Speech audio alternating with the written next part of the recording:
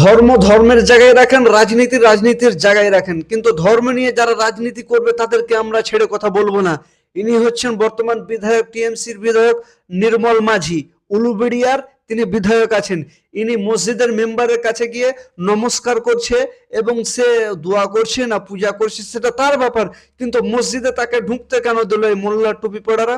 একজন মানুষ ধর্ম নিয়ে রাজনীতি করবে, আপনি কেন ধর্ম নিয়ে রাজনীতি করবেন? রাজনীতিকে রাজনীতির জায়গায় রাখেন, ধর্মকে ধর্মের জায়গায় রাখেন। একজন হিন্দু, তিনি তো হিন্দু, পেশাব করে পানি লাই না। তিনি কি পেশাব করে পানি লাই? তিনি নির্মল মাঝি পেশাব করে কি পানি লাই? আপনারা জানেন? যদি পেশাব করে পানি লাই তবে সেটা আলাদা ব্যাপার।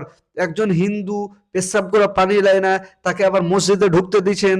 মসজিদে ঢোকার পরে মেম্বারের পাজরে তাকে দাঁড়িয়ে দাঁড়িয়ে নমস্কার করতে বলছেন, আবার মানুষকে দেখানোর জন্য টুপি পরাতে বলছেন এবং টাকনুর নিচে কাপড় আপনারা রাখছেন। এটা কি ধরনের রাজনীতি করছেন আপনারা? ধর্ম নিয়ে রাজনীতি? আমি বলতে চাই অত সেকুলার দেখাতে হবে না, সেকুলার দেখাতে হবে না, ধর্ম নিয়ে রাজনীতি বন্ধ করুন, নইলে আমরা আপনাদের বিরুদ্ধে অতি শীঘ্রই পথে নামবো। যারা ধর্ম নিয়ে রাজনীতি করবে, কোনো ধর্ম নিয়ে টানাটানি করবে, আমরা তাদের বিরুদ্ধে পথে নামবো। কেননা আমরা ধর্ম নিয়ে রাজনীতি চাই না।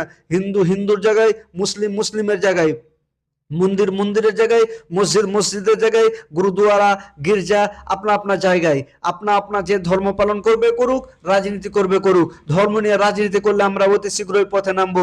এটা একটা লজ্জাজনক ঘটনা। এই ঘটনাকে আমরা ধিক্কার জানাই। অতি শীঘ্রই এদের বিরুদ্ধে যেন আমরা সবাই মিলে পথে নামার চেষ্টা করব এবং এদের বিরুদ্ধে আমরা পথে নামবো এইসব ধর্ম নিয়ে রাজনীতি করলে।